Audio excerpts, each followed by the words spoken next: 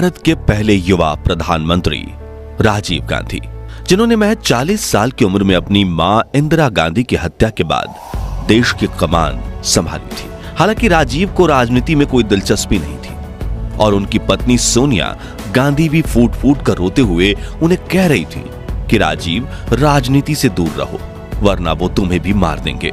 लेकिन देश की सेवा को अपना कर्तव्य मानकर 1984 में राजीव गांधी ने प्रधानमंत्री पद के लिए शपथ ली और अपने कार्यकाल के दौरान कई महत्वपूर्ण फैसले लिए, जिससे देश को काफी लाभ मिले। लेकिन इंदिरा गांधी की हत्या के 7 साल बाद वही हुआ जिसका सोनिया गांधी को डर था।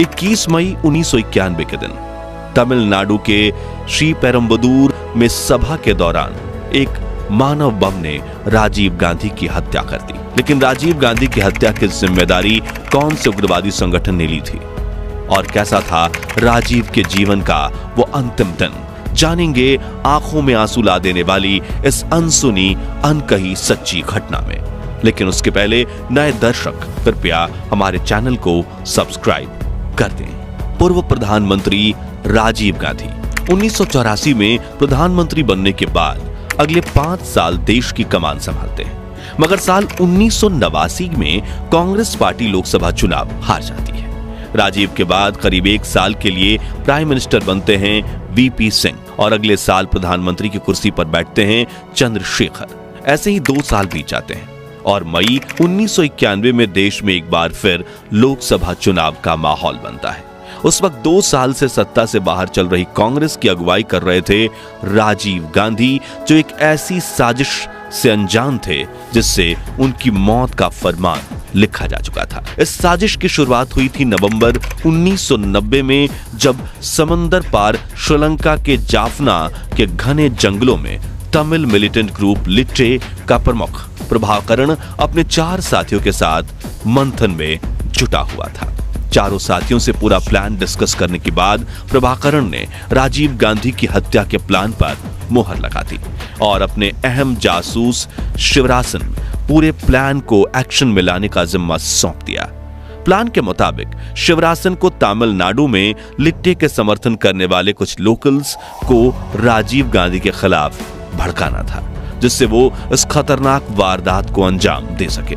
इसलिए उसने चेन्नई आकर नलिनी, धानु, सुभा, अरिवू और मुरुगन को अपनी टीम में लिया, जो राजीव गांधी की हत्या के प्लान को अंजाम देने वाले थे। वहीं लिट्टे से जुड़े बाकी आतंकवादी इन्हें बम और बाकी जरूरी चीजें सप्लाई करने वाले थे। लेकिन परिंदा भी पर न मार सके, इतनी कड़ी सुरक्षा के बावजूद आखिर इन आतंकवादियों ने अपनी मानव बम को राजीव गांधी तक पहुंचाया कैसे, जिसने अपने साथ राजीव गांधी की भी जान ले ली। जानने के लिए हमें भारतीय राजनीति के उस काले दिन को करीब से देखना होगा। मई 1991 में लोकसभा चुनाव के लिए अंतिम दौर का चुनाव प्रचार चल रहा था। कांग्रेस प्रेसिडेंट राजीव गांधी के चुनाव प्रचार के लिए पार्टी ने दिल्ली फ्लाइंग क्लब के किंग एयरक्राफ्ट किराए पर लिया था। अनेक राज्यों के छोटे छोटे बड़े शहरों और कस्बों में चुनाव प्रचार करने के बाद 20 मई के दिन राजीव एक बार फिर दिल्ली से दक्षिण भारत की तरफ रवाना होते हैं। अगले 2 दिनों में उन्होंने ओडिशा, आंध्र प्रदेश, तमिलनाडु और कर्नाटक राज्य का दौरा करने का प्लान बनाया और 22 मई के दिन वापस उन्हें दिल्ली लौट आना था। 20 मई के दिन राजीव ओडिशा और आंध्र प्रदेश के कुछ इलाकों में रैली और सभाओं का हिस्सा बने। 21 मई के दिन वो आंध्र प्रदेश के विशाखापट्टनम में पहुंचते हैं, जहां उन्हें शाम को चेन्नई के लिए फ्लाइट पकड़नी थी। हालांकि प्रचार करते हुए राजीव काफी थक चुके थे, लेकिन सब कुछ टाइम टेबल के हिसाब से चल रहा था। उसी शाम राजीव विशाखापट्टनम के एयरपोर्ट पहुंच जाते हैं और फ्लाइट में बैठ जाते हैं। लेकिन उड़ान भरने की प्रक्रिया के दौरान पायलट कैप्टन चंदोक ने पाया कि विमान की संचार व्यवस्था काम नहीं कर रही है। तभी राजीव चेन्नई जाने का विचार त्याग गेस्ट हाउस जाने के लिए रवाना हो गए, ताकि वो उस रात विशाखापट्टनम में ही विश्राम कर सके। लेकिन नियति को कुछ और ही मंजूर था, इसलिए महज चंद मिनटों में हवाई जहाज को जांच रहे इंजीनियर्स ने पता लगा लिया कि दिक्कत एक स्विच में थी, जिसे तुरंत बदल दिया गया और पायलट ने यह खबर राजीव तक पहुंचा दी, जो सुनकर राजीव एक बार फिर एयरपोर्ट पहुंच गए, क्योंकि मद्रास में कांग्रेस उम्मीदवार मरागतम चंद्रशेखर ने राजीव के लिए स्पेशल रैली और सभा का प्रबंधन किया था। तो राजीव ने सोचा कि अगर समय से प्लेन ठीक हो गया तो जरूर हम इस रैली में प्रचार कर लेते हैं। इसलिए राजीव एयरपोर्ट पर वापस आते हैं और शाम 6:30 पर उनका विमान विशाखापट्टनम मद्रास के लिए उड़ान भरता है। राजीव खुद विमान चला रहे थे। हवाई जहाज ने ठीक 8:20 पर लैंड किया, जहां उनका स्वागत 70 वर्षीय मगरातम चंद्रशेखर ने किया, जो श्री पेरम्बदूर से कांग्रेस की चुनावी उम्मीदवार थी, जो चेन्नई से करीब 50 किलोमीटर की दूरी पर स्थित था। राजीव मंगरातम के साथ बुलेट प्रूफ गाड़ी में सवार होकर श्री पेरम्बदूर के लिए रवाना हो जाते हैं। दूसरी तरफ श्री पेरम्बदूर के जिस मैदान में रैली होनी थी, वहां राजीव के इंतजार में समर्थक बेकाबू हो रहे थे, क्योंकि हजारों लोग शाम 6 बजे ही मैदान में पहुंच चुके थे। राजीव गांधी के स्वागत के लिए एक सांस्कृतिक कार्यक्रम का आयोजन किया गया था। चारों तरफ राजीव गांधी और उनकी मां इंदिरा गांधी के बड़े बड़े पोस्टर्स लगे हुए थे। चारों तरफ ऐसा माहौल था मानो किसी मेले का आयोजन किया गया हो। लेकिन कोई नहीं जानता था कि इस ऐतिहासिक सभा में जल्द ही खून के ऐसे लाल धब्बे लगने वाले हैं जो कभी साफ नहीं हो पाएंगे। खैर, योजना कुछ ऐसी थी कि सभा स्थल से 100 मीटर की दूरी पर इंदिरा गांधी की एक प्रतिमा बनाई गई थी, जिसे मालार्पण करने के बाद राजीव गांधी को रेड कार्पेट से चलते हुए मंच तक पहुंचना था। इस कार्पेट के दोनों तरफ लकड़ियों की मजबूत रेलिंग बनाई गई थी, जिसकी दूसरी तरफ खड़े समर्थक राजीव गांधी का अभिवादन कर सकते थे। फिर राजीव मंच की तरफ पहुंचते, जहां पार्टी के कुछ चुनिंदा कार्यकर्ता उनका अभिवादन करते और स्टेज पर खड़े होकर राजीव पार्टी का प्रचार करते। यहां गौर करने वाली बात यह है कि मरगातम चंद्रशेखर ने अपने सहयोगी एजे डोस को यह जिम्मेदारी सौंपी थी कि वे उन लोगों की लिस्ट बनाएं जो रेड कार्पेट एरिया में राजीव गांधी का स्वागत करेंगे। राजीव गांधी भले ही उस वक्त भारत के प्रधानमंत्री नहीं थे, लेकिन वो कई संगठनों के निशाने पर थे। इसलिए यह सुनिश्चित करना बेहद जरूरी था कि जो भी रेड कार्पेट एरिया में खड़ा रहे, सुरक्षा को लेकर उसकी पूरी जांच की जाए, जिसके लिए एक स्थानीय सब इंस्पेक्टर को तैनात किया गया था, जिनके साथ 2 अन्य पुलिसकर्मी भी हाथ में मेटल डिटेक्टर लिए वहां मौजूद थे। श्री पेरम्बदूर के इस मैदान में चारों तरफ 300 पुलिसकर्मी कभी ना भेद सकने वाला घेरा बनाए खड़े थे, लेकिन उन्हें बिल्कुल भी अंदाजा नहीं था कि एक मानव बम पहले ही सभा मैदान में पहुंच चुकी है। खैर, रेड कार्पेट एरिया में महिलाओं की तलाशी के लिए महिला सुरक्षा कर्मी अनसुईया डेजी भी मौजूद थी।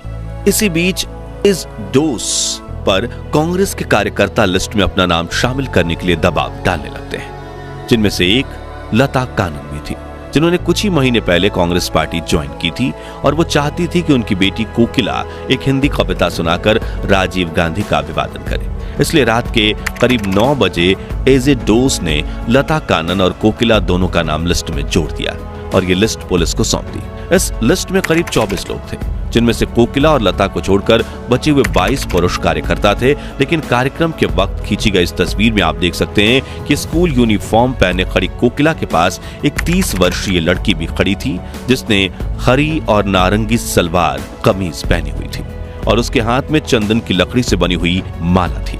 इस लड़की पर किसी का ध्यान नहीं जाता। शायद आसपास के लोगों को यह प्रतीत हुआ होगा कि यह लड़की लता और कोकिला के साथ है, लेकिन असल में लता कानन इसे जानते तक नहीं थी।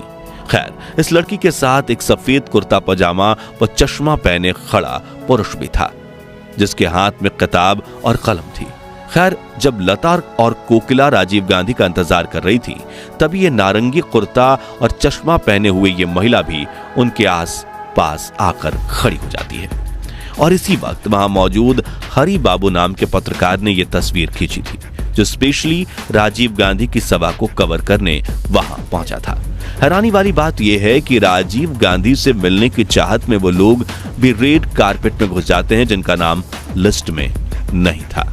तभी एजे डोस पुलिस से कहते हैं कि आप उन अतिरिक्त लोगों को बाहर निकालिए और बाकी बचे लोगों को भी ठीक से तलाशी लीजिए। इतने में करीब 10:10 पर राजीव गांधी के आगमन की खबर लग जाती है, जो अपनी बुलेट प्रूफ गाड़ी से उतरकर सबसे पहले इंदिरा गांधी की प्रतिमा को माला पहनाते हैं और मरागातम रेड कार्पेट पर चलते हुए राजीव का अपने कार्यक्रम से परिचय करवाने लगती हैं। इतने में कार्यकर्ता राजीव को चादर भेंट करने लगता है। मगरातम उसे रोकने का प्रयास करती हैं, लेकिन राजीव को देखकर लोग बेकाबू से हो गए थे। सिविल ड्रेस पहने पुलिस ऑफिसर्स राजीव को भीड़ से अलग करने की कोशिश करते हैं, जिनके बीच राजीव धीरे धीरे आगे बढ़ते हुए सभी पुरुष कार्यकर्ताओं से मिलने के बाद महिला कार्यकर्ताओं तक पहुंचते हैं, जहां लता कानन के साथ खड़ी उनकी बेटी कोकिला उन्हें कविता सुनाती है। इस बीच नारंगी सलवार कमीज पहने वो लड़की भी राजीव गांधी की तरफ बढ़ती है। तभी ऑफिसर अनसुईया डेजी हाथ पकड़कर उसे अपनी तरफ खींचने की कोशिश करती हैं, लेकिन राजीव उन्हें ऐसा करने से रोक देते हैं। अब 30 साल की ये नाटी, काली और चश्मे पहनी लड़की राजीव को चंदन की माला पहनाते हुए और पांव छूने के लिए नीचे झुकती है, और तभी एक बड़ा धमाका होता है। चारों तरफ काले धुएं और आग की लपटें फैल जाती हैं, जिससे लोगों में भगदड़ मचने लगती है। मानव बम बनकर आई इस महिला के साथ साथ वहां मौजूद राजीव गांधी को पीएम सुना रही कोकिला, राजीव की सुरक्षा टीम के अधिकारी और खुद राजीव गांधी समेत कुल 15 लोगों की घटनास्थल पर मौत हो जाती है। इसके अलावा 44 अन्य घायल हो जाते हैं, जिसमें 20 जिंदगी और मौत के बीच जूझ रहे थे। वहां से मुश्किल से 10 गज की दूरी पर गल्फ न्यूज की संवाददाता नीना गोपाल बताती हैं कि मैं राजीव के सहयोगी सुमन दुबे से बात कर रही थी, तभी अचानक मेरी आंखों के सामने बम फटा। मैं आमतौर पर सफेद साड़ी नहीं पहनती, उस दिन जल्दी जल्दी में एक सफेद साड़ी पहन ली। बम फटते ही मैंने साड़ी की तरफ देखा, वो पूरी तरह से काली हो गई थी। उस पर मांस के टुकड़े और खून के छींटे पड़े हुए थे। ये चमत्कार ही था कि मैं बच गई, जबकि मेरे आगे खड़े सभी लोग मारे जा चुके थे। इतने में कांग्रेस के पूर्व अध्यक्ष रमा मूर्ति और नेताजी के मुपनार धमाके वाली जगह की तरफ भागते हुए आते हैं। तभी मुपनार जूतों से राजीव गांधी की पहचान करते हैं, जो हमेशा हमेशा के लिए दुनिया छोड़कर जा चुके थे। मुपनार जैसे तैसे करके राजीव को सीधा करते हैं और उनके शरीर को एक चादर से ढक देते हैं। वहीं यह खबर आग की तरह दिल्ली भी पहुंच जाती है, जहां राजीव की मौत की खबर सुनकर सोनिया गांधी को अस्थमा का दौरा पड़ता है। उनकी बेटी प्रियंका गांधी जैसे तैसे करके अपनी मां को संभालती हैं और दोनों चेन्नई की तरफ रवाना होती हैं, जहां अस्पताल में शहीद राजीव गांधी का पार्थिव शरीर रखा गया था। वहीं यह खबर विदेश में पढ़ने गए राहुल गांधी तक भी पहुंचती है। वो जल्द से जल्द भारत के लिए रवाना होते हैं। साथियों, राजीव गांधी की मौत सोनिया गांधी के लिए बड़ा झटका था, क्योंकि वो राजीव को खुद से भी ज्यादा प्यार करती थी। और जब 7 साल पहले इंदिरा गांधी की हत्या हुई थी, तब भी सोनिया ने फूट फूट कर रोते हुए राजीव से कहा था कि तुम राजनीति में मत जाओ, वरना वो तुम्हें भी मार देंगे। लेकिन तभी राजीव ने सोनिया से कहा था कि इस मुश्किल घड़ी में देश को संभालना मेरा कर्तव्य है। खैर, 22 मई की सुबह प्रियंका और सोनिया राजीव गांधी का शव लेकर दिल्ली के लिए रवाना हो गई। ये वो लम्हे थे जो हमेशा के लिए इतिहास के पन्नों में खून के लाल अक्षरों से छापे गए, जिनका जिक्र सोनिया की आंखों में आंसू और चेहरे पर उदासी ला देता है। पहले देवर संजय गांधी प्लेन क्रैश में मारे जाते हैं, फिर सास इंदिरा गांधी को उन्हीं के सुरक्षा में तैनात 2 सिंक गार्ड द्वारा गोलियों से भून दिया जाता है। अब सिर्फ 7 साल बाद पति राजीव गांधी को बेरहमी से मौत के घाट उतार दिया गया।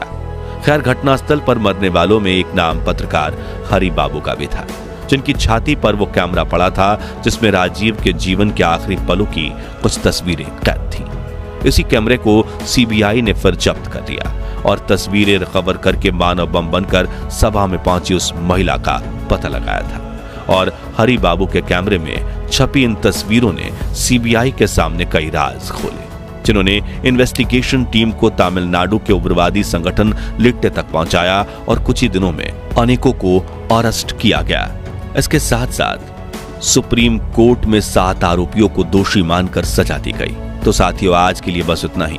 अगर पूर्व प्रधानमंत्री के रूप में आप भी राजीव गांधी का सम्मान करते हैं तो कमेंट बॉक्स में उनकी तारीफ के 2 बोल जरूर लिख दीजिए।